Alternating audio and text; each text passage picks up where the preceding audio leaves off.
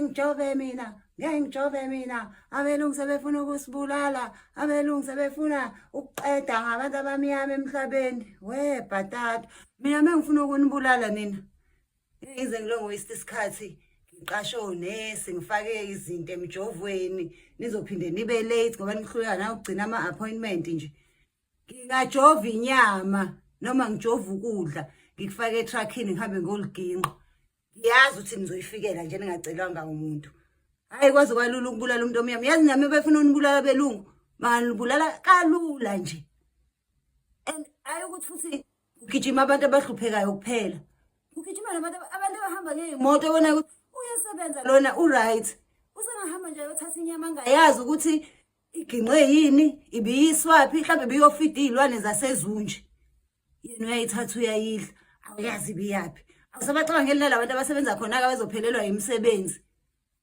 Hayi nabelungu, abelungu nabo bayantshontshwa, abelungu bayantshontsha izwe lethu. Wena iparameli sweli ntshontshela, usuke usacabanga ukuthi hayi nami abakhulu omkhulu bayantshontsha ukuthi guys ngeke asiyekeni kodwa kuyihlaza. Khona sayizophelelwa imisebenzi nje. Ngenyama nje ezobola siphethwe nayi load shedding nje sama load shedders eSouth Africa. Uzothatha inyama yomona futhi obona ukuthi ngeke uyiqede uwedwa le. Uyodlisa ngani ngebrayi komakhelwane bakho kodwa nizophelelwa umsebenzi. Ayikho umuntu onefridge lenyama engakayana. Noma niyovula amabhusha azolasta kanjani nje bakune load shedding. Hayi guys, asithi noma sizenza izinto kodwa sibuye siyicabangele nathi ukuthi nje ireputation. Uyacabanga nje ususevidweni ingane yakho iyakubuka nayo nabangani baye yakubuka esikoleni. So nangu baba kaEnze gijima nenyama.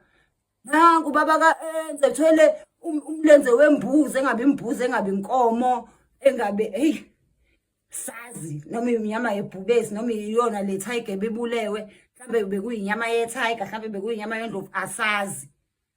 Uyacabanga nje ingane yakho mihleni nabangani bayasekulokuthiwa Enze umfethu hey baba wakho uyayithanda inkomo simbonile lapha ehlathini nenkomo hey ubaba wakho uyacabanga nje.